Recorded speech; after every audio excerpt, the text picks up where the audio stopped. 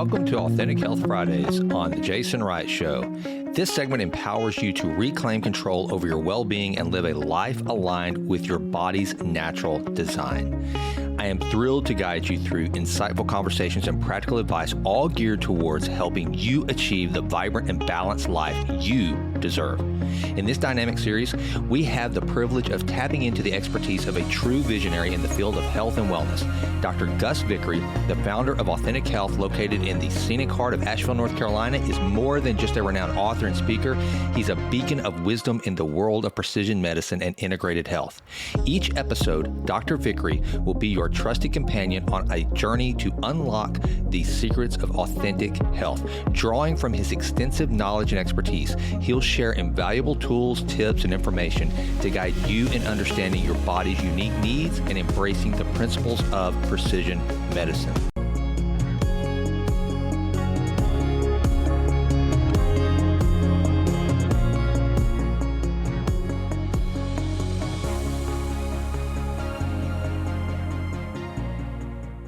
Hey folks, welcome to another episode of Authentic Health Friday. In this episode, Dr. Gus and I are going to be talking about something that is incredibly important to longevity and overall health and well-being. That is your glucose management as well as metabolic health and how those two play a role in sync with one another. Now, I want to remind you, if you have not listened to any of the other episodes, please go back and start at the beginning. Dr. Gus has designed these episodes to basically be in a building block structure, starting with the foundations, which was gut health, and then working our way forward. So this is literally designed by Dr. Gus to give you the tools and the roadmap to take control of your health in a precise manner, the exact same way he walks his own patients through their health and wellness in his clinic. So please go back, listen to those episodes. If this is your first time, listen to the episode, but work your way back up and it'll all make a lot more sense and it'll give you a great roadmap for your health. So thank you so much for listening to the Jason Wright Show, Authentic Health Friday. We're going to be here every Friday, Dr. Gus and I. And if you have any questions, please go to jasonwrightnow.com, go to the contact sheet, ask the questions. Follow me on Instagram at JasonWrightNow and DM me any question you might have. I will get that to Dr. Gus and we'll answer it on the show. We want this to be interactive. We want to do everything we can to give you the tools and the protocols that you need to truly take control of your health. So that being said, enjoy this episode with Dr. Gus Vickery of Authentic Health Fridays on the Jason Wright Show, talking about glucose management and metabolic health. Thanks for listening. Dr. Gus, we're back for another Authentic Health Friday. I missed you, brothers. Good to have you back. Yeah, and it's good to be back with you, Jason, as well. I know you had to jet set all over the country with all the important projects you're working on. Yes, I'm very important. I'm very important. I'm very needed.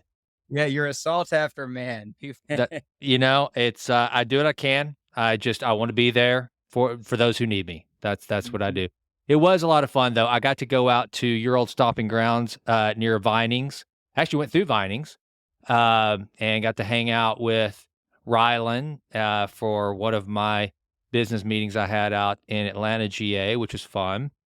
And it was funny because I had not been out there in so long. And I don't know when the last time you went out there was, but it's all grown up. It's like everything else. Whenever I was working in Vinings, they were just starting to build some like nice townhomes and that sort of thing. It was still like real quaint and kind of out, little bedroom community of Atlanta. But now, man, the city has just kind of engulfed Vinings like everything else. Yeah, it was, I grew up in Smyrna proper. Yeah. And then in middle school, my parents built a little home and a back section of Vinings proper, the section that's just across the Chattahoochee. Yeah. But it was a little road loop, Woodland Brook Road, and then Brookview Drive that didn't have like gigantic mansions and things, just simple family homes that would go back. My parents actually built a home that was partially solar. They were still, Really? they were, kind of earth-minded folks and things like that. And it was a nice place to live. It was all woods and pretty, and we rode our bikes along the railroad tracks to a place called Fox Mountain, which were a series of big dirt pits that we could ride BMX style stuff and things. And anyway, that's what it was back then. it really, really blew up from that time. Yeah, well, they love it. She loves being out there, and so it was fun to visit. And well, let's just jump in. Okay, so going through our foundational series on authentic health for the listeners. Today we're talking about one of my favorite topics, which is glucose and management and metabolic health. It's so critical. I've mentioned it before ad nauseum, but yeah, I got to mention again. This is really something that I probably took for granted, and it was kind of at the very beginning of my real diehard biohacking, health journey, whatever you want to call it, that I'm on now. When Abby was diagnosed with type 1 diabetes, I did not realize what the impact that glucose and insulin in particular, my goodness, what an impact it has on your body. And so, to the listener out there, in my opinion, understanding and grasping the topics that we're going to discuss today are one of the single most critical aspects of your health, and especially as it relates to aging, glucose variability being something that is so important. And so, with that, Dr. Gus, where do we want to start this conversation? I think foundation that we can talk about why blood glucose is so important, kind of what it is, and what difference it makes if it's stable, Yep. and how you feel in your health, and what difference it makes when it's volatile, up and Okay. down. And I think most people probably understand. And I, when I went through my medical training and early part of my career, I was just doing, traditional medicine. And so we treated a lot of diabetes. We were taught a lot about diabetes, both type 1 and type 2 in medical school. And we were taught about the development of the insulin resistance, and that individuals would then end up with dysregulated blood glucose. Their blood sugar would be too high, and the health impacts of that, including long term, of course, damage to the retina, and what's called retinopathy, and blindness eventually, and neuropathy, painful nerve inflammation of the legs, the damage to arteries and the kidneys, leading to kidney disease and dialysis, damage to arteries in the legs, leading to peripheral arterial disease and ulcers and amputations, and of course, heart disease and other things. And so it was this, big area of study for us because it had so much an impact on health over time for human beings. And we were, taught some of the tools and medicines we could use and how to evaluate it. Now, the evaluation was basically a fasting blood glucose. If the fasting blood glucose was elevated at beyond a certain level, and at that time it was 140 was the cutoff, it's now 126, then that would be an indication to look deeper and see, is this person potentially a type 2 diabetic? But until it reached that level, then it was not recommended you did any other investigation. You just left it alone. And as I began to do some of the deeper work in the areas of metabolic health and preventative cardiology and lipidology, and also dovetailing into that, helping people try to lose excess fat, I began to see that there were all these markers that could indicate the development of insulin resistance and dysregulated glucose long before you saw a fasting blood glucose that. So you could see it in lipid particle shifts. You could see changes in the different types of the particles and sizes of the particles and those ratios that were strong indicators of insulin resistance before blood glucose even showed up as a signal at all. And then you could see it in fasting insulin levels before you might see it in a glucose level. And you can certainly see it in what's called a glucose tolerance test or a glucose insulin tolerance test. And as I was doing the deeper workup, where we had all the lipid particles and we had a fasting insulin and we had a hemoglobin A1C, what I realized was that most of the people that I was initiating work with already had insulin resistance. So they didn't have type 2 diabetes. They didn't have what someone would have said was a blood sugar problem yet, but they already had the type of dysregulation in the body that was going to eventually become type 2 diabetes, whether in 5 years, 10 years, or 1 year. And as I began to dig more deeply into that topic, looking at the population health understanding of insulin resistance, and when they test populations using more sensitive tools, that like 80% of people under the over the age of 20 are already insulin resistant to some extent. They're already moving in that direction. And I thought, wow, that doesn't make sense. Young, healthy people are already insulin resistant. Well, part of what we learned is that it is a natural part of aging for you to develop some degree of insulin resistance and for your blood sugar to rise as you age. So there's an aspect of aging, no matter how healthy you are, where you're likely going to have slow increases in blood sugar and some diminishment in your insulin sensitivity, how responsive your cells are to the signal of insulin. There are also genetics that can predict whether or not you're more likely to have an issue just associated with aging, whether you're higher risk. And so we were able to begin to look at those types of factors. And I realized that this was just a very important, not just an issue about, hey, how do we manage type 2 diabetes or how do we prevent type 2 diabetes, although that's incredibly important. This is an issue of how we push the diseases of aging way downstream because glucose, which is a sugar, right, that we consume in our diet and our body can produce through certain pathways called gluconeogenesis, is a main source, not a main, it is a significant source of energy for our cells. Our bodies and the mitochondria we talk a lot about can combust different forms of carbon with oxygen to make energy. ATP is what it's called. And so glucose is one of those main forms of carbon. It's a ring molecule. We get it from food, carbohydrates, starches, sugars. Now, there's different simple sugars, fructose and glucose, and sucrose, table sugar is a blend of each. And that's beyond the scope of what we're going to talk about here. We're really just focused on glucose regulation.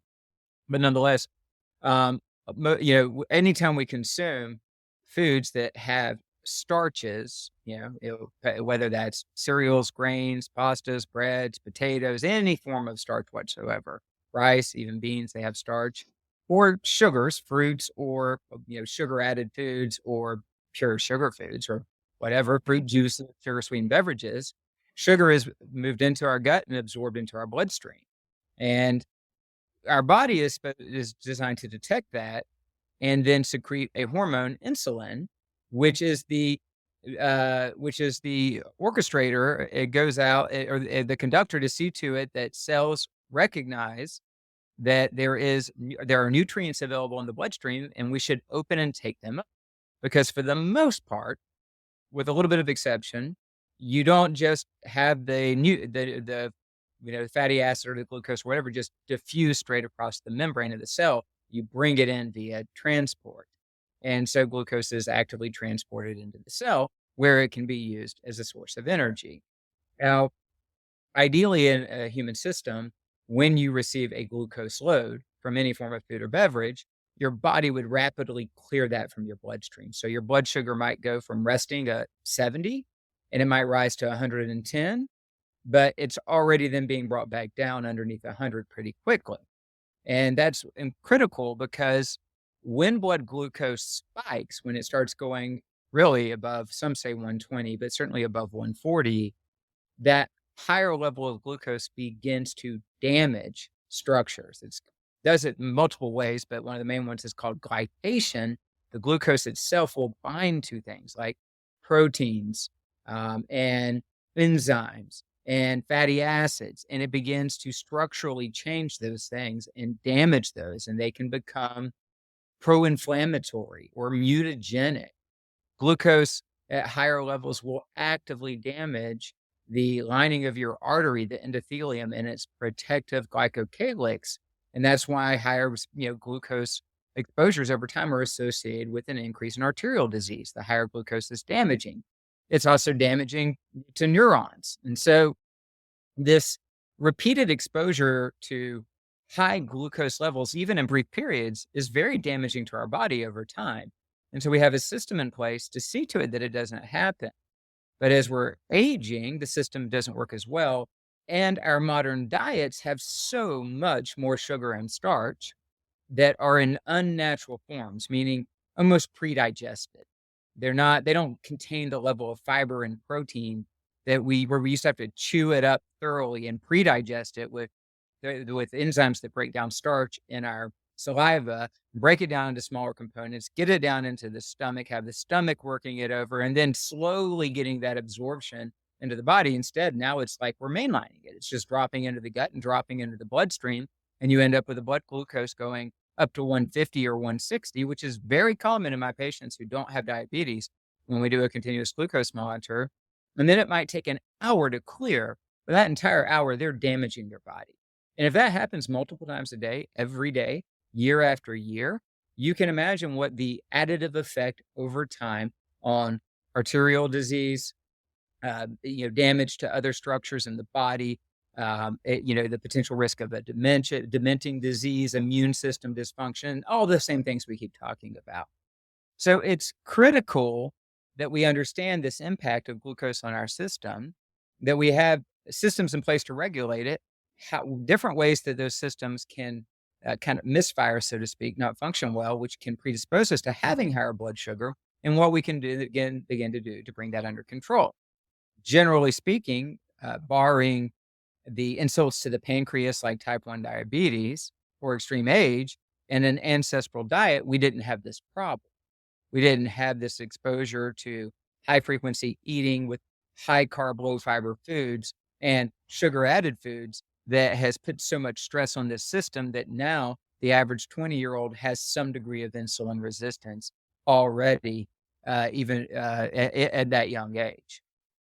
And so an indicator also is, I guess, weight. Why does this happen? So I know that we talk a lot about the nutritional aspect of it, and generally, at least when I do, and I hope I'm not stereotyping or saying anything politically incorrect, but when I think of someone with type 2 diabetes, I'm thinking of someone who is overweight, even if not even necessarily obese, because they have become insulin resistant. So kind of let's talk about, from a dietary standpoint and a nutritional standpoint, how does one start to, even if we have, now, when you talk about the younger people that are showing signs of this, are these young people that that are overweight? Because we see like people that are overweight or metabolically challenged at a much younger age now. So are generally at all age groups, is it pretty much indicative of insulin resistance because, if they seem to be quite a bit overweight, or can it be just a perfectly normal person? I mean,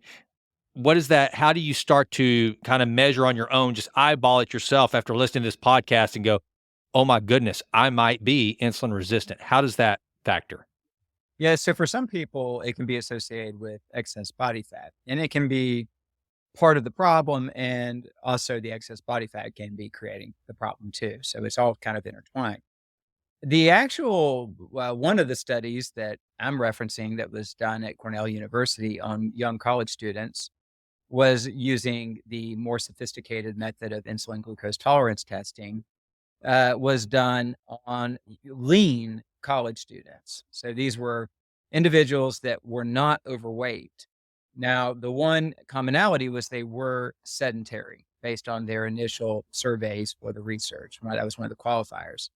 And so what they found was that lean college students that were mostly sedentary, not exercising in a structured way, 80% of them had insulin resistance. Wow. Then they subdivide them, and one group had 3 episodes of some type of aerobic exercise each week for 45 minutes at moderate intensity. So it wasn't go to CrossFit. It wasn't like kill yourself. It was just, let's move you some, at least 45 minutes, 3 times a week. And then at the end of the period of time, and I believe it was 12 weeks, I haven't looked at this in a while, the group that was triaged to the exercise, I cannot remember the number, but it was a massive, like they had reversed the insulin resistance, whereas the group who was still sedentary had not. So, that just pointed to the fact that if the problem, we could do a whole lot more, we could prevent a lot more diabetes by raising awareness earlier in life that this is already happening based on a lot of factors: excess consumption of food and sugar, timing of eating later at night, consuming excess alcohol and eating all throughout the evening, and also just being sedentary, not moving, and many other factors and if, people simply, change one of those variables. Well, let's make sure we get our exercise. We could already be reversing that state and slowing that potential progression into a diabetic state at some point in the future. I have had out of control, like really highly inflamed type 2 diabetics that have significant weight problems. Most of them have excess body fat. They're not all obese. And I've had very lean people, very, very lean, who have out of control diabetes. They had a different genetic set point for body fat accumulation. Their body's set point for body fat accumulation was very low.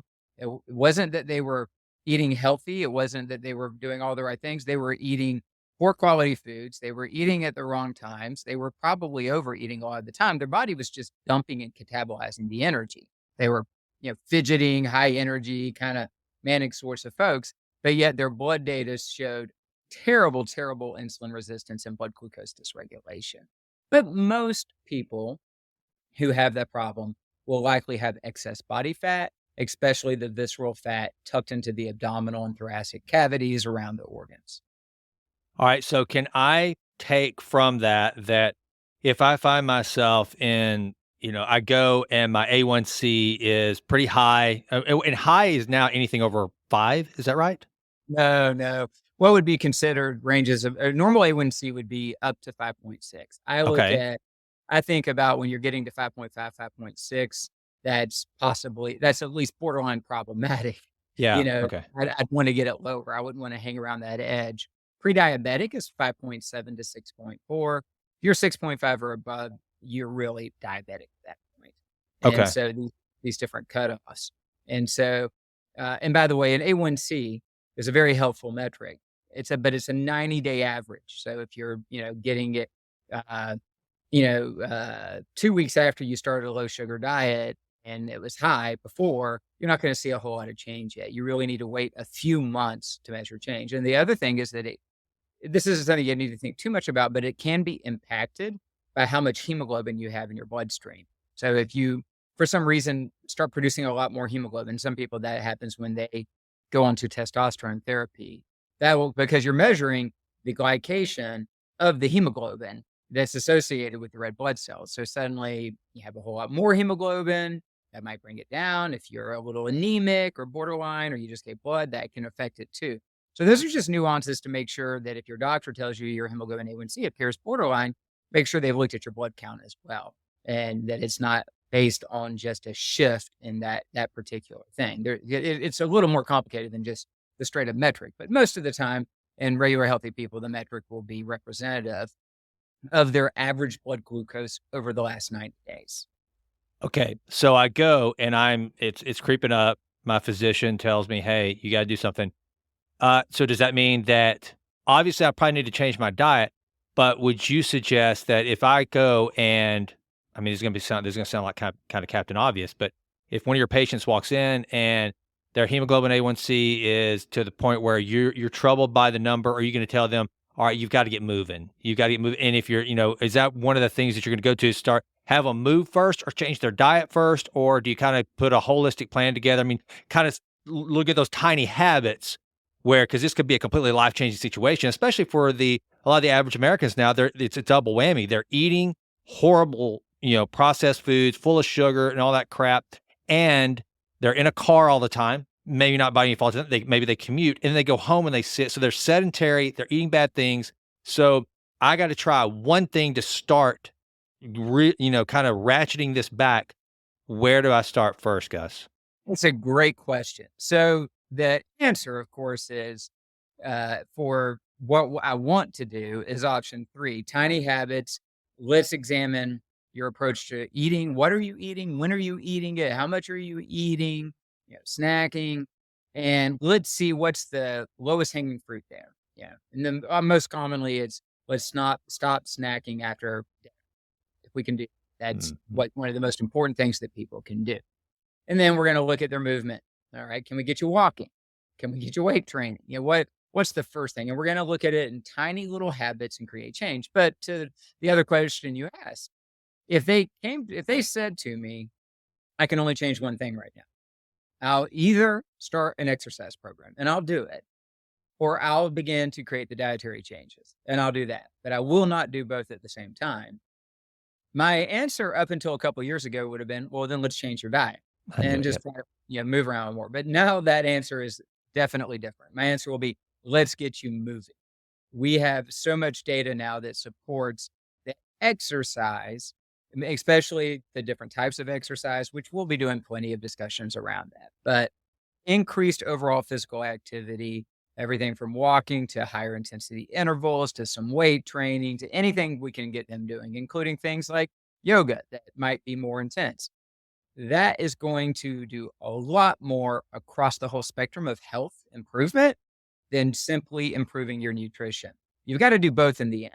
But if I could only choose one, I'm going to get them moving, and I'm going to try to get them moving all as much as they're willing to with some higher intensity stuff, because we're going to see a lot more. We're going to see a lot more improvements in those insulin resistance metrics and blood glucose control through exercise. And that's exactly.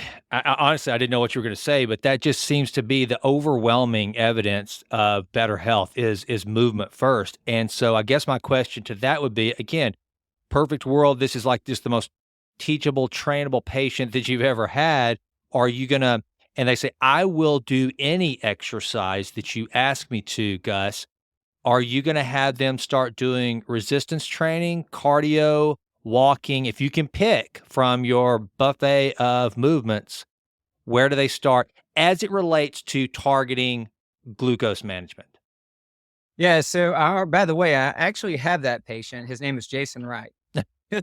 I'll do whatever you ask. I'm a pretty teachable guy, that's for sure. Yeah. But I'm going to, if I can,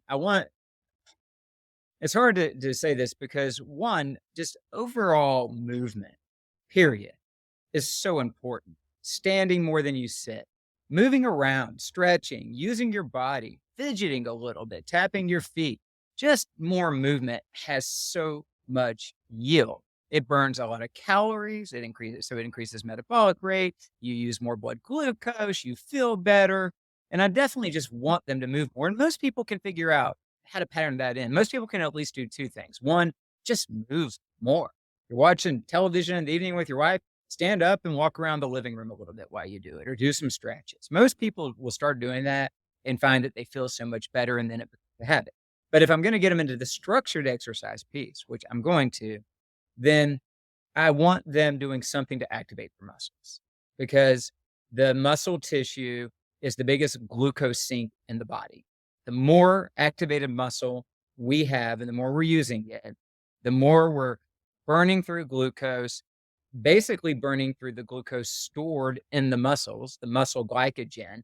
And that just opens that up as a place to deliver more glucose. So if you've emptied out your glycogen tank by doing intensive muscle exercises, and then you go eat a high glucose or high sugar food, I'd still not recommend you do that. But you've basically created this sort of vacuum for the glucose. Your muscles want to replenish that glycogen. They want that energy stored in there because that's their short acting source of energy in the event that suddenly you're in peril. You've got to run. You got to do something. It's like your life is on the line. So the muscles want to have access to that energy. And so we have a small amount stored in all of our muscle fibers. And then the rest we keep in the liver so it can help regulate blood glucose, so that if we're getting depleted and what was already available, we can drip it out of the liver and keep making sure that we have glucose for other tissues.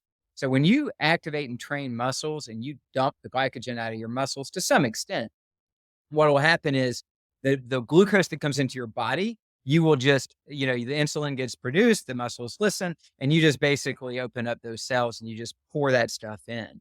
And it really will clear glucose much faster. And as you age, the more muscle you have, the lower blood sugar that you have, the more protected you are from these metabolic issues. So I'm going to try and get most people into muscle training. But if I can get them combining muscle and high intensity interval, meaning more of a rapid pace strength workout, those types of workouts where I feel like they're safe for it, then I'm going to get them to try and do both together at least a few times a week as a starting place. So, 30 minutes where they're doing circuit training at a fast pace, where they're both getting their cardiopulmonary training in and their heart rate's up and they're breathing heavy, but they're also taking their muscles through all those different exercises. Does that make sense? It makes perfect sense. And it also answers the question, because I'm sure some of these people have heard, especially if they've listened to me, if I will go before a big fatty meal, say Pasta J's in Boulder, Colorado, and I'll go to the bathroom and I'll crush 40 air squats. And then when I'm done, wait about 15 minutes and either go for at least a 15-minute walk or do 40 more air squats before and after the meal. And so to the listener out there, they hear that and they're like, wait a minute, that doesn't make sense. because they naturally, just like I was at one time, they think there's no way you can burn enough calories. They just associate, you know, offsetting what you eat with how many calories you burn. And so what you just described is creating that deficit of glycogen in the muscles and basically creating these reservoirs that need some rain. And if you put it in there, because now take us through this conversation. So if you don't fill those glycogen reservoirs when you eat, let's say that you don't do anything, you just get up off the couch, you hop in the car, then you go to Pasta J's, Boulder, Colorado, best Italian food in all of Boulder. Instead, you just ride, you sit, you do nothing. Then where does all that extra glucose, how does it travel to the body and where does it get stored, Doc? Yeah, that's a great question. So the first, you did say when you go eat a big fatty meal, I think you meant to say a big Well, carbohydrate. it's got it all. Yeah, I did say fatty, but I'm talking about we got pasta, we got fat. Yeah, So I got carbs, I got fat, I got I'm gonna have a big old bunch of bread. yeah. Yeah, because if it was just a big, steak, if it's just a big carnivore dinner, I wouldn't be so If worried it wa- about it. Yeah, because if it had no carbs Yeah, and just a little protein, you're not going to see a big change in your blood glucose. But right. to answer the question, if you were to go and do those air squats, what you're doing is you're just making sure you've emptied out that glycogen tank a little bit. And you can empty it to some extent. They've done studies demonstrating it will drop your glucose, so, a nominal amount, but it's something that matters. It's meaningful. And then, the other side of that coin, and I think you probably would have gotten around to this, is if after you eat, you take a walk, you're likely to much more rapidly lower your blood glucose than just sit down. Now, if you basically ate your breakfast, went to work, sat at your desk, ate your lunch, had your afternoon snack or sugary beverage, moved around the office a little bit, you go and then you get in the car and you drive to the restaurant and then you go and eat that meal. So you basically have consumed energy all day long. You've burned very little. Your glycogen tanks are full. Your liver glycogen is probably full. Where are you going to put that glucose? Because you don't really need it in the cells. They've got plenty already. So you're going to eat it. First, it's going to go into the bloodstream. You're going to get a big insulin response. Now, to some extent, you'll be able to take some of it up because the cells will take some up just to go ahead and use right now. We'll go ahead and move some of it in. But the rest of it, if there's no place to store it, it's going to get converted to fat. Your body will rapidly convert sugar to fat. And that's one of the things you learn about when you study the molecular biology of nutrition is how interchangeable these components can become. Not 100%, but that you can make amino acids into glucose. You can make ketones off the back of fatty acids and protein and potentially end up with, a usable form of energy. You can convert glucose to fatty acids and store it as fat energy. Like there's a whole lot of dynamic interplay. Your body is amazing and has figured this out because there were times in an ancestral, period where we didn't overeat consistently at all. In fact, if anything, we were underfed. But then when we killed that large animal, we ate a lot. And the body didn't want to just waste it. So it figured out how to put it in different compartments and store it. But mostly we're storing it as fat. Now, let's just say you keep doing that after day. For the most part, you don't get a lot of exercise and you eat consistently. Well, you're going to keep storing fat and storing fat. And you're going to keep putting pressure on your metabolic systems, meaning insulin surge, manage the glucose. Where are we going to put it? Oh, it's going to take a while. The glucose is higher in the bloodstream. You're damaging your body. And then 2 hours later, before you've even cleared all the glucose from the last meal, another glucose surge, another insulin surge, and then another and another. And then, of course, what's happening is you're already beginning to develop that insensitivity, that resistance to the signal of insulin. So now your cells aren't listening to the signal because the insulin's always high. And then it has to go even higher to try and create a louder signal, which results in all kinds of problems downstream. Chronic high insulin wreaks havoc on a human system. So we don't want that. But we get to a point where our fat cells are as fat as they're going to get. And that's different for all of us. The lean person I described earlier, maybe that's 10, 12% body fat. That's all he's going to get. And then he's not going to put any more fat in all those cutaneous fat reserves. And somebody else might be 30, 40 pounds, another person 60, another person 200. A lot of that's genetically determined. We hit that point, fat cells say, we're done. We're not growing anymore. We won't take any more. Where are we going to put the fat now? Well, we're going to start tucking it into the liver and around the pancreas and around the heart and around other organs. And we're going to get a buildup of all this fat inside the body where it's not supposed to be, which really starts creating problems, like fatty liver disease. So fatty liver is there are other reasons for fatty liver, including alcohol-induced fatty liver, but fatty liver is mostly a part of the umbrella of metabolic diseases, the combination of fatty liver, excess body fat, insulin resistance, dysregulated glucose, dysregulated blood pressure, and hyperuricemia or uric acid issues causing gout and arthritis. Those are all tied together as one syndrome. Right? You can address the entire thing with virtually the same protocol and reverse it all together. But that's where what the body's going to do. It's going to continue to try to find ways to move the glucose wherever it can put it. And if the tank is full, it's going to convert it to fat. Okay. Well, then here's what I'm going to do, Dr. Gus, because I am a believer that if I just let my pancreas rest and never have to create any insulin, that it will be so sensitive, then just the least little bit of glucose in my system is going to just make that sucker scream, and my body's going to hear it. It's going to be effective. Everything's going to calm down and function perfectly. So what I'm going to do is I'm just going to go on a lifelong keto diet, all meat, all protein, no carbs whatsoever, no fructose, no nothing. I am no sucrose, fructose, none of it. I'm just going because I know that if I just never use my pancreas, then everything will be perfect, right? Well, if you're a seriously obese type 2 diabetic with severe blood glucose dysregulation that has sky high insulin, we might be able to use that strategy for a couple of years solid to get a system back to normal homeostasis. But for you, Jason, right, the end result of that. Now, if you go keto, when you do true keto, meaning moderate protein, because you could do high protein keto and your body will actually create a decent insulin signal from that and create glucose off the extra amino acids. And that's a different scenario. So we're going to talk about true keto, where you're maintaining very low overall blood glucose and low stimulation for your pancreas, minimal amounts of protein to provide the body what it needs. In that particular scenario, initially, you might feel like you're more insulin responsive.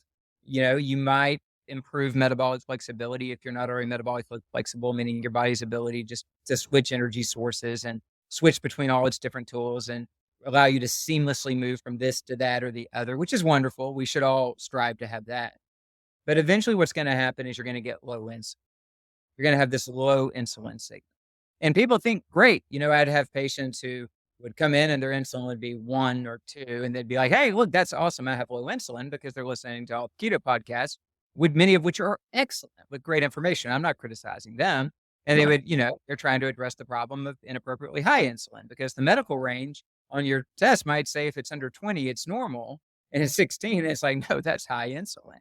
The normal range is really, from my perspective at this time, I would say, somewhere between 5 to 7 is optimal. I'll take down to 4 and maybe up to 8 or 9, depending what the A1C and the glucose is, because it's a dynamic variable. You don't want to overinterpret it. And if all the other metrics look great, we're probably good. But when it's down around a 1 or a 2, what will happen over time, and there are studies to support this, is you'll actually start having a potential increase in your blood glucose over time, because eventually at some point you're going to end up eating something. And maybe you never do, but you're going to eat something that has carbs, or you're going to eat more protein, and you're going to convert some to glucose, or you're going to need the insulin for moving protein and amino acids to the cells, because it does that job also. You're actually going to end up with an impaired insulin production issue. Your beta cells go dormant. They start turning off because they're not needed. So the body will always downregulate what's not needed. It's an energy management, energy conservation process. And the body will always conserve energy. So now you're not using your pancreatic beta cells as much, and for the production of insulin. and you start down-regulating that and genetically down-regulating that. And then eventually now there are studies showing that to some extent, you may permanently down-regulate some portion of the pancreatic beta cells. We used to think it would just be transient.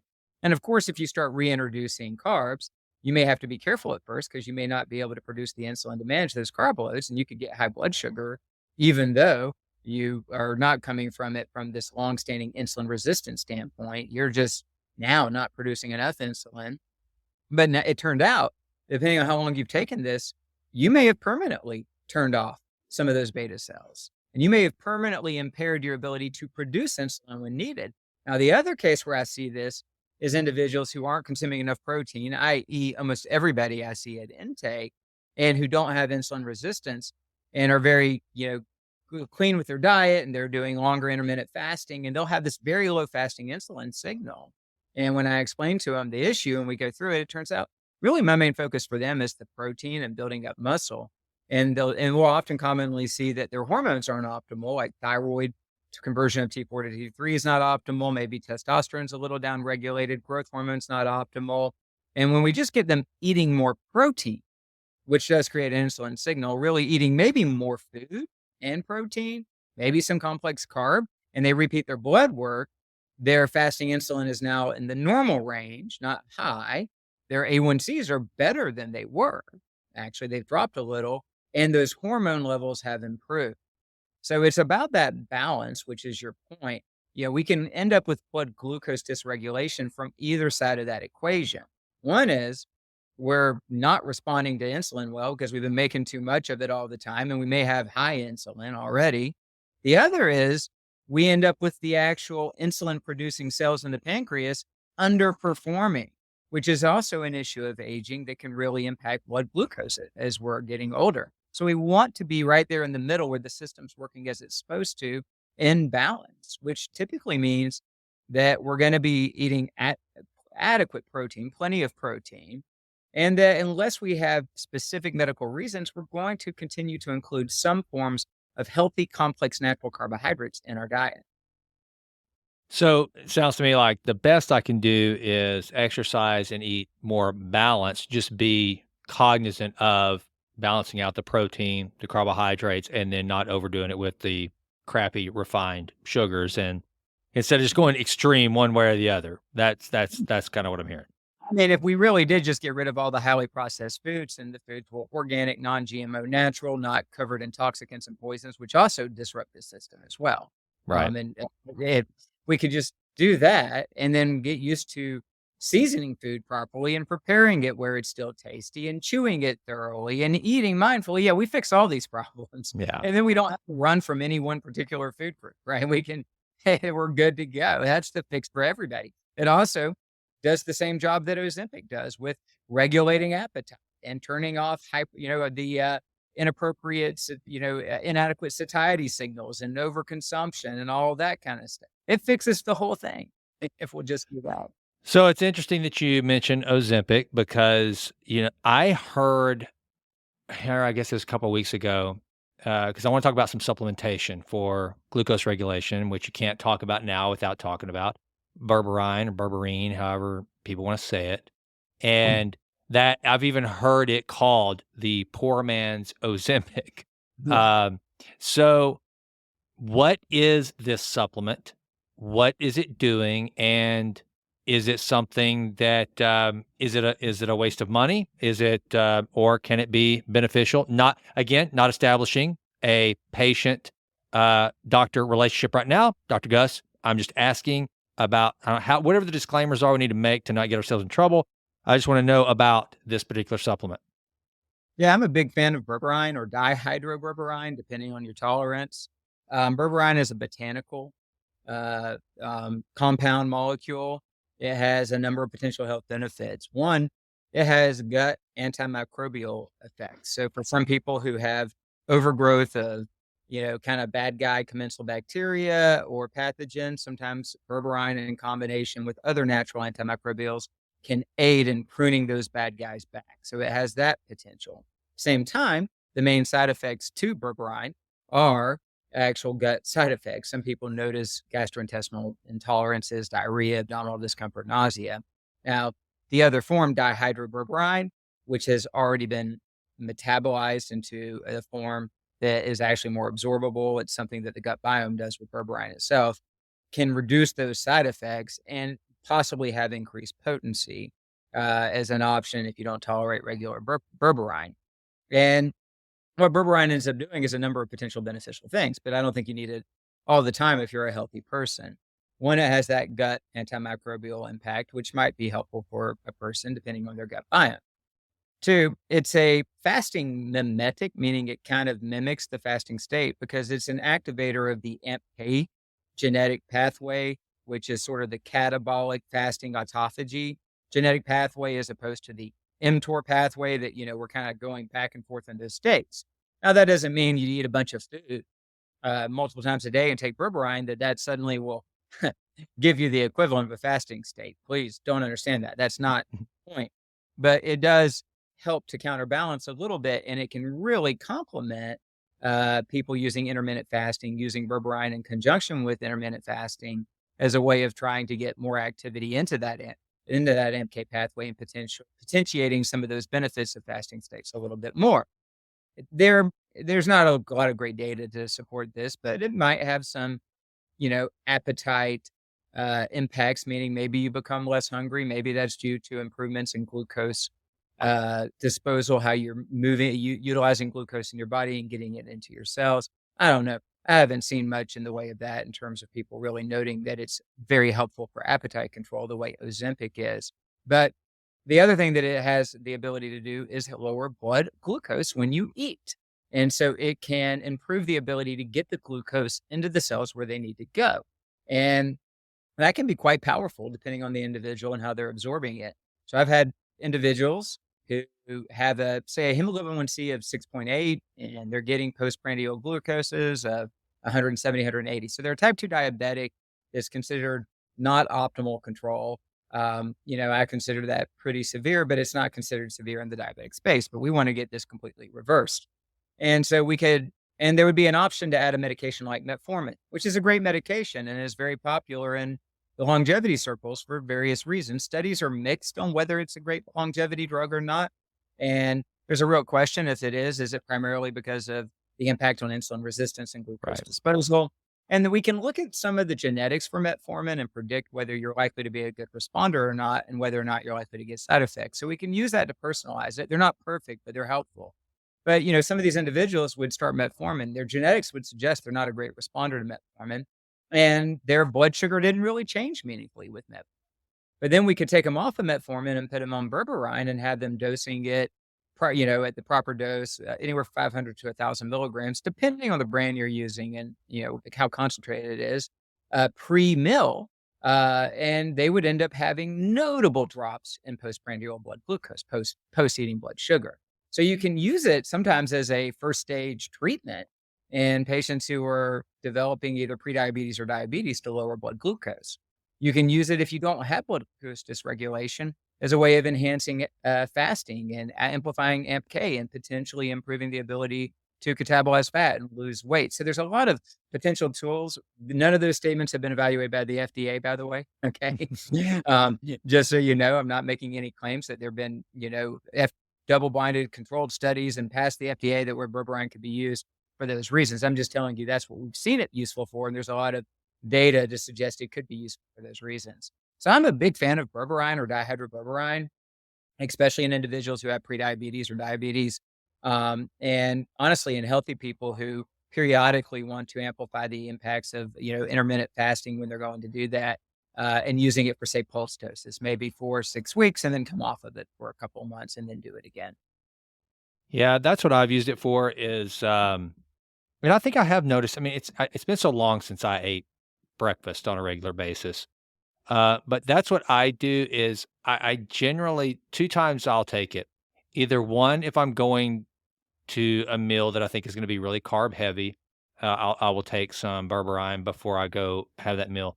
And then also, as, someone who intermittent fasts on a regular basis, I'll generally take it, and this is I wanna know if you think I'm doing the right thing here. I take it the night before, that I'm gonna and, let's say I stop eating at 7 PM, and then I will after I finish my meal, then I'll take my night, supplements, which are quite a few, and of which will be berberine, and then I use that to enhance through the night and then into my feeding window the next day, which will usually begin around noon.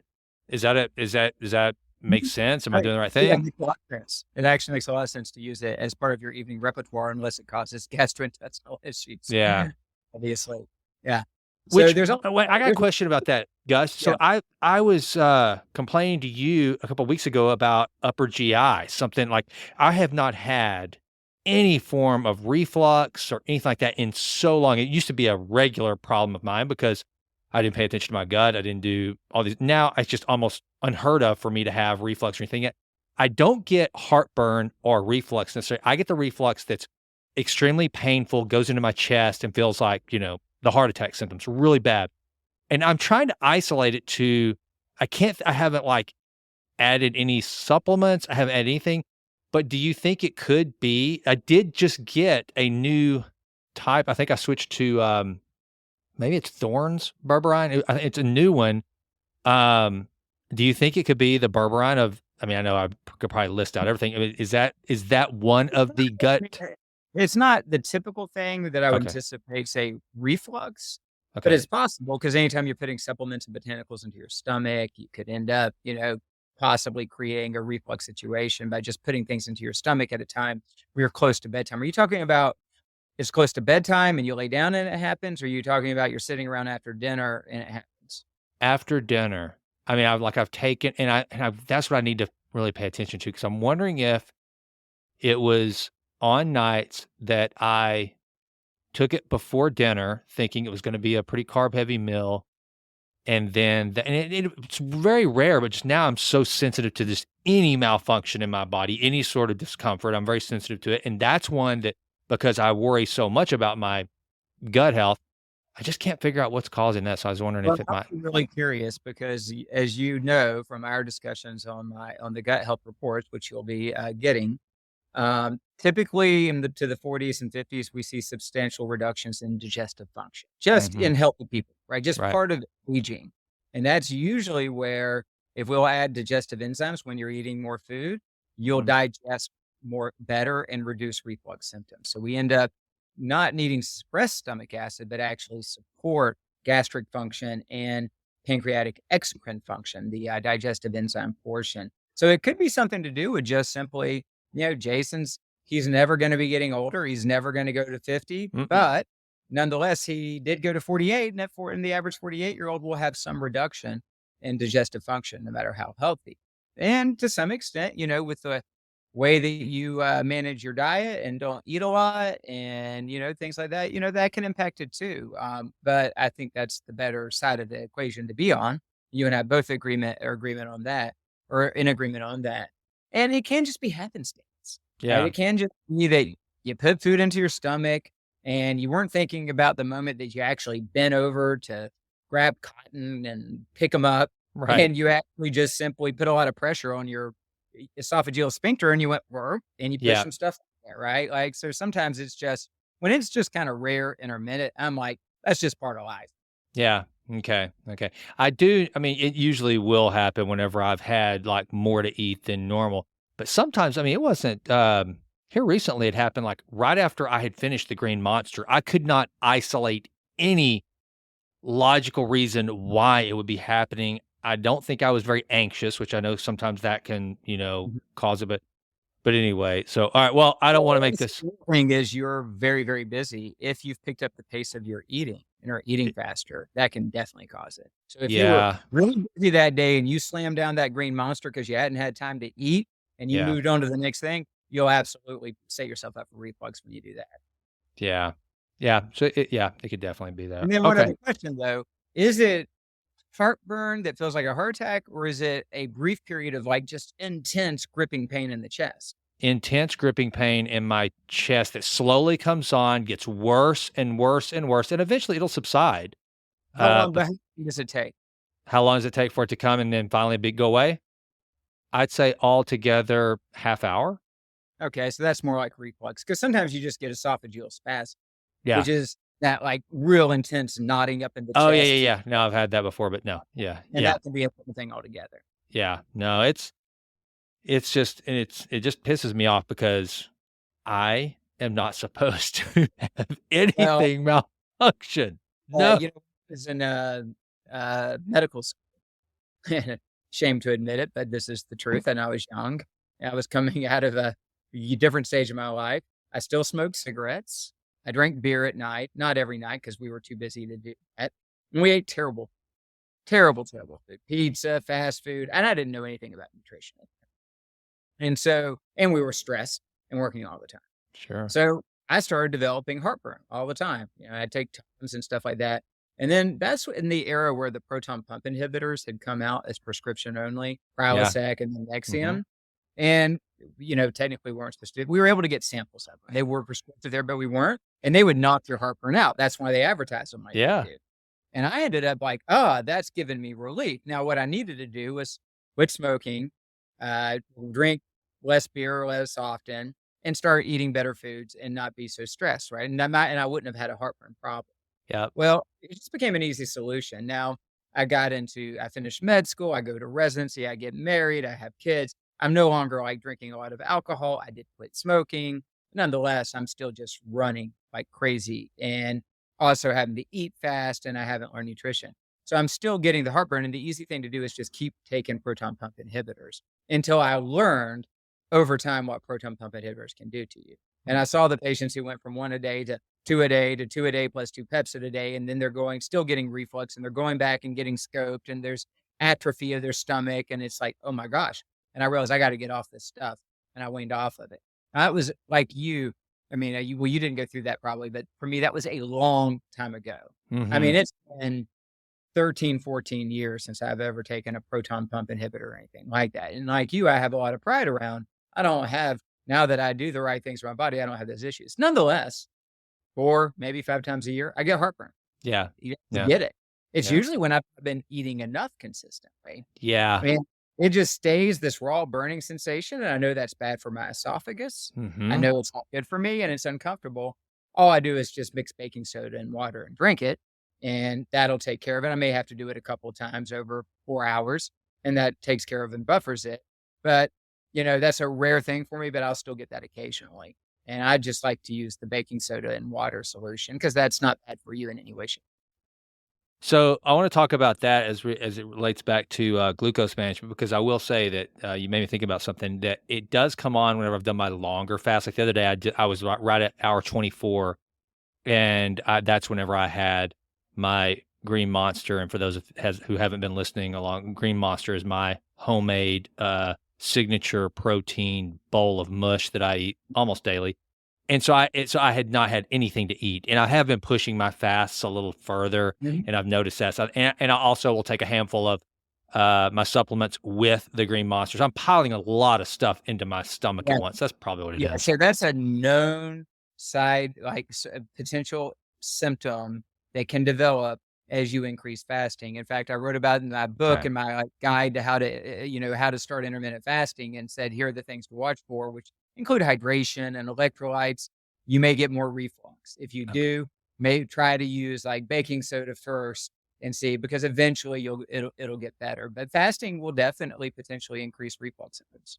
Alright, so let's talk a little bit while we're on the topic about fasting, either intermittent, however you want to define it, having a defined feeding window, and glucose management. Is that a good strategy? Absolutely. Timing of feeding is critical in terms of so many of the impacts on the body, including metabolic health. And so I have these in the Body Comp ebook, actually, the last page and a half there are the timing principles of eating for everybody, regardless of intermittent fasting or not, which include foundation, like the most important foundational principle that everybody needs to try and do as much as possible, which is try to eat your evening meal as early as possible and not consume any food or beverage calories within 3 hours of bedtime. Maybe you'll have an herbal tea, something non-caloric, but try not to consume food or beverage calories within 3 hours of bedtime. Not just because of the pronounced impact it can have on glucose dysregulation and insulin signal, but also because of this significant interference with the body being able to enter into the fasting state on the timetable during sleep, where you can complete the detoxification, autophagy, and cleanup processes the body is trying to get done, plus the pulses of growth hormone and other hormones to repair and recover tissues. You greatly disrupt that when you eat later in the evening. So that's always principle one. And then principle two, which has been shown to be quite helpful, is if you can push consumption of any calories, just calories. If you could have non-caloric coffee, teas, water, sparkling water, even amino acids, but to push any calories out 1 hour after weight. So those are those first two principles. And if you follow them correctly, then you're going to get to a 12-hour fast overnight, which to me is like the kind of minimum we should all be doing most of the time. We should have 12 hours where we did not consume any calories. That should be par for the course for everybody all the time. And that's not kind of the minimal period. When I first started teaching the intermittent fasting back in 2016 and 17, and my patients thought maybe I was insane because that was dangerous for them. Now they, now thankfully everybody knows it's not. A lot of them, of course, were eating up until 9 o'clock at night and then having calories, sugar, and cream in their coffee or whatever at 6:30 in the morning. And so, they were only fasting for 8-9 hours a day. So getting them to 12 hours was like the first step in intermittent fasting, even though that's not really intermittent fasting. That's just normal time feeding intervals. And then, of course, you might, and then the idea was not to snack in between meals. Maintain hydration, maintain adequate salts and electrolytes, but do not snack. And then you would encourage people, depending on their individual circumstances, to start pushing that morning period further and further, or push the evening time earlier and earlier. Now, there's a little bit of an extra benefit to just finishing eating much earlier in the day and then fasting through and then beginning to eat in the morning. But for a lot of people, that doesn't fit with family schedules, et cetera. So we're like, look, there's some benefit there, but not enough to make you like not sit with your family and have dinner because of all those benefits that could come with that.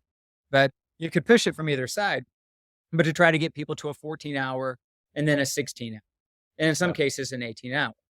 Now, we would do this because of all the different things that would get better when they would do this. One, they would learn hunger sensing and satiety, and they would begin to understand that they didn't have to eat every time they felt hungry.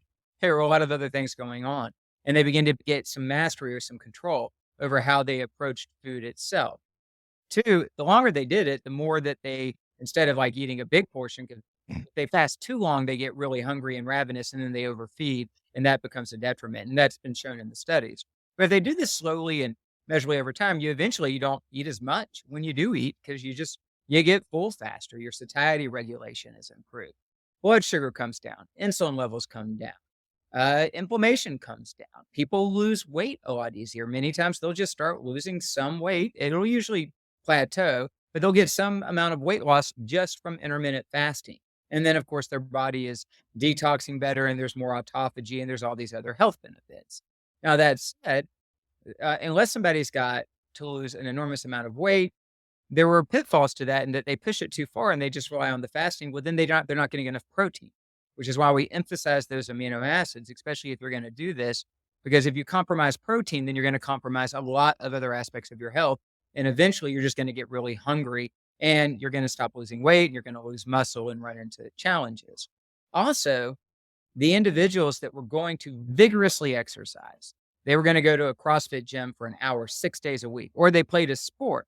Or they still played, on an amateur soccer team and had practices, and they're going to CrossFit or doing heavy weight training. Well, I didn't want them going to a 16-8 or a 18-6 type schedule. I wanted them really kind of sticking with a 12-12, 14-10, because I really wanted to make sure they were getting more energy or at least nutrients and amino acids in their body earlier.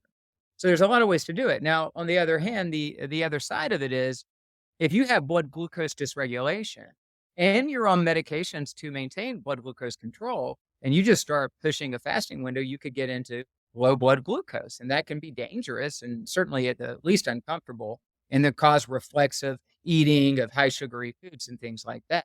So there's this, you don't just kind of throw yourself in and wing it. You use a methodical process and you take your time and you play the long game, and like everything we do, and you gauge your body and its needs. And you go back to our episode on micronutrients and protein, and you see to it that you're not compromising nutrients while you do it. If you do that, if you follow the time principles of eating correctly, and match that with everything else in lifestyle, you're going to get enormous benefits.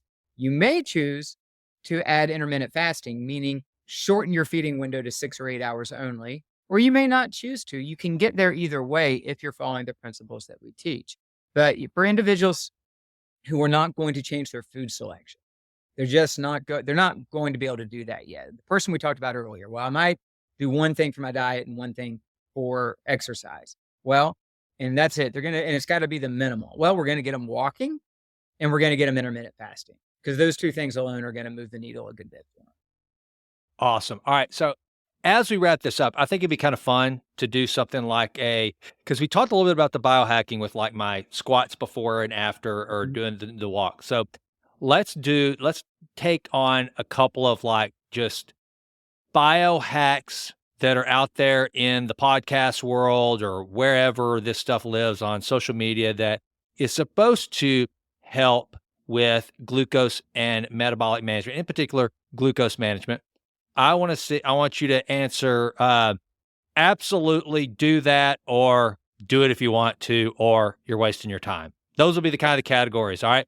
So a big one that I guarantee you everyone listening to us is sick of hearing me talk about, Ben Greenfield talk about, Peter Attia, everybody, cold plunging. One of the things that people talk about for cold plunging is that it will help you manage your glucose levels. Absolutely. If you want to, don't waste your time. What's your take? If you want to. Okay. Yeah.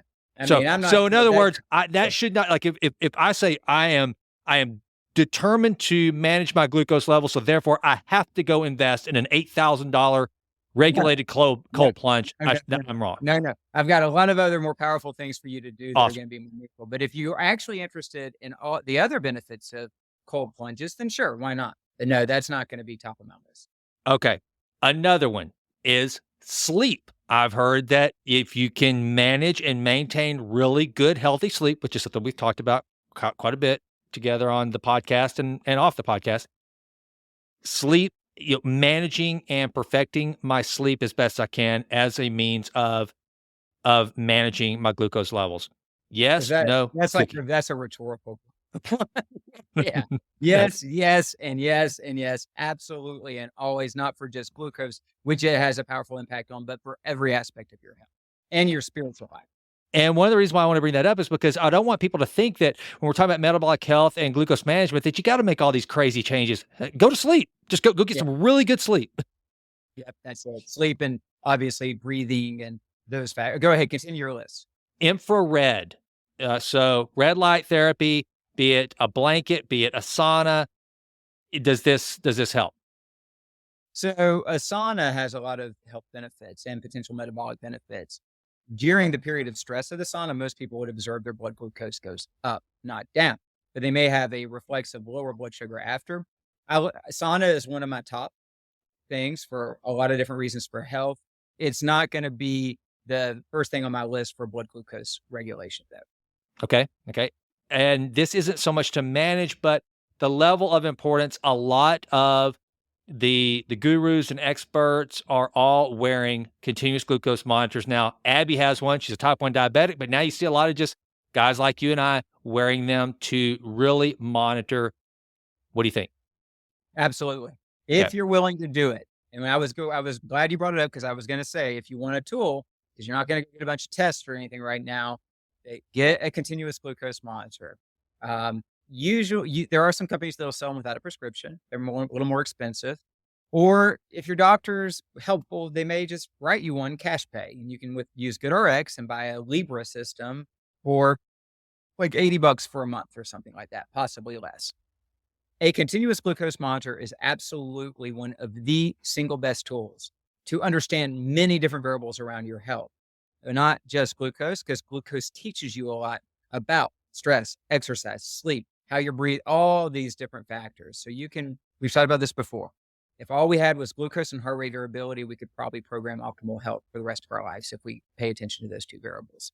But what people learn with those monitors, especially because it's very common for the healthy person to come in, have a nice fasting insulin level, a normal fasting blood glucose, good looking lipids, but an A1C of 5.6. Like, what's going on? Is it accurate?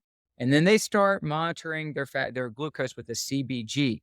And what they find, especially if they're over 40, is that even when they're eating healthy versions of carbs in a healthy meal, that their carb tolerance is reducing with age. So what they thought was, oh, that's just, I ate a whole white potato that was cooked and I had just a little bit of butter on it and some salt and pepper along with some fibrous vegetables and some protein. Pretty healthy meal. Potato is a great source of starch. And it turned out the whole potato is taking their blood sugar up to 160 and they had no idea. Half potato is only taking it to 115, right? So you start learning right now and some people, the potato causes it, but rice doesn't, right? Or vice versa.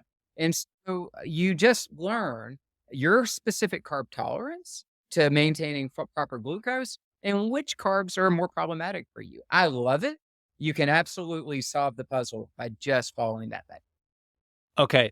Now, some people will hear that and they'll be like, even at the Libra for $80 or a Medtronic or Dexcom rather, whatever, it's too much money. So what I'm going to do is I'm going to take the poor man's approach and just go get a finger pricker and some test strips. I'm going to start testing mine on my own.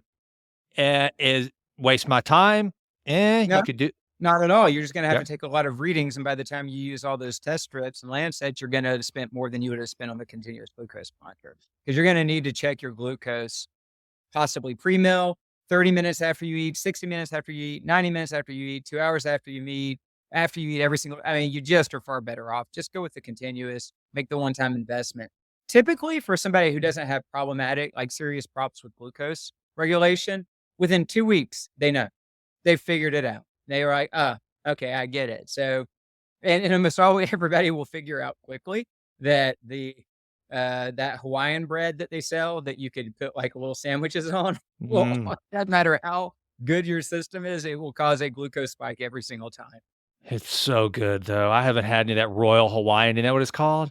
Is that Yeah, Roy Hawaiian. I Oh, was on like a 3-day ATV trip in West Virginia. Amazing, amazing wilderness trails back in there with my son and a bunch of other men and their sons.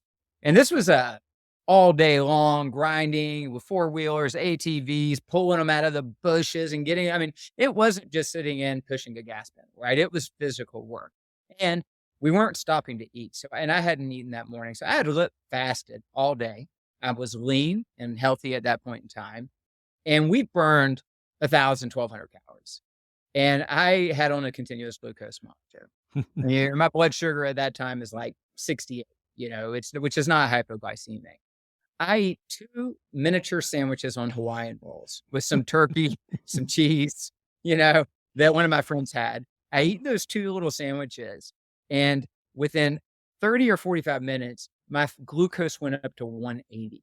oh my Right? And that's gosh. somebody whose glycogen tank is empty, who's metabolically healthy, and should respond to insulin quite well. And now it cleared fast. Yeah. 30 minutes later, it back down. But nonetheless, I was like, holy cow. Wow. So what you're saying is we won't be bringing them on as a sponsor anytime soon. Got it. No. Yeah. Well, and what it told me is that almost all of the sugar added, just typical breads in the grocery store Mhm. that have been texturized and all that people don't know it, but they are having significant glucose spikes after they eat those foods Yeah. every single time. And then if you go to the Subway and you eat a hoagie roll, can you imagine what that's doing to your blood sugar? Yeah. And these are people who go in to their fasting glucose for their physical and it's 90 and they're like, oh, you don't have a problem. It's all good. They're developing the problem. Those foods are highly problematic. All right, one last question. I have heard tell that if I eat a handful of, say, walnuts or macadamia nuts about 30 minutes before a carb-heavy meal, that this can help to not spike my glucose levels. True, false, crazy town? Go ahead, maybe.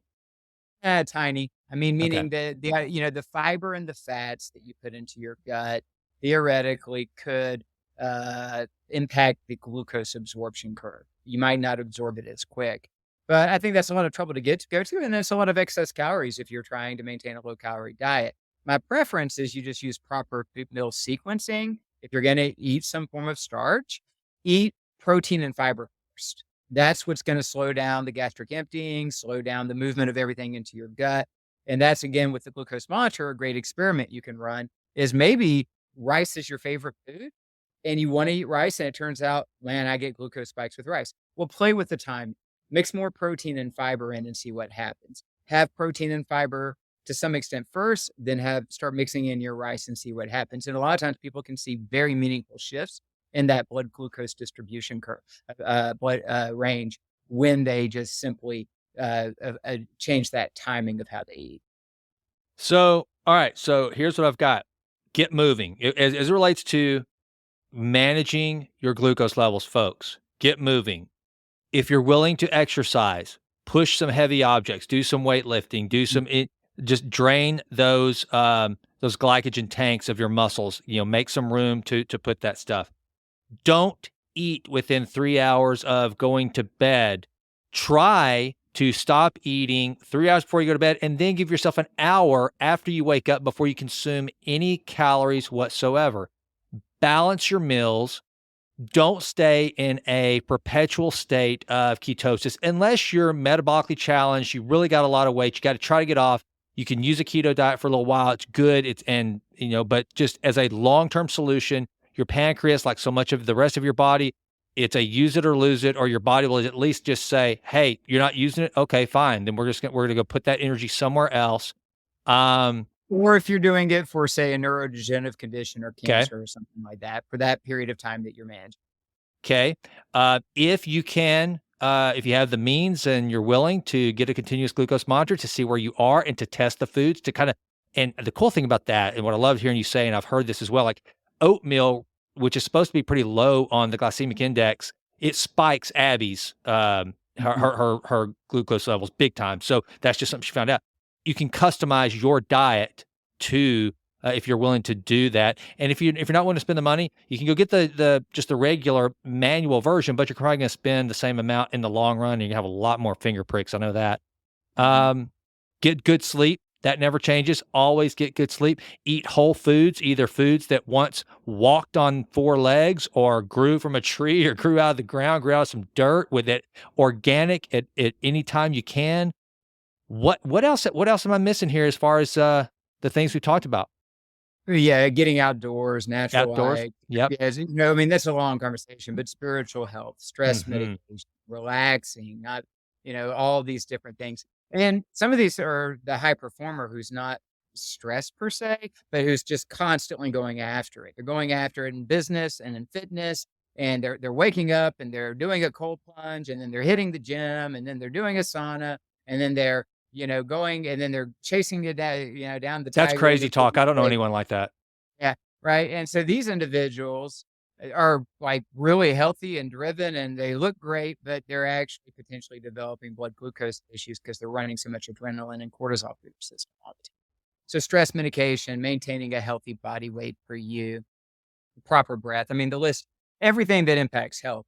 The Body Comp ebook does, in those last few pages, cover a lot of these timing principles and some of the ideas around the intermittent fasting and how to use that properly. And in the nutritional chapter, and the of my book, the Authentic Health book, that's available as a free download or for purchase or whatever, it really covers this well. Also, it's a chapter that you could read, and it basically gives you this information in a way that you can just kind of slowly work through it and understand it.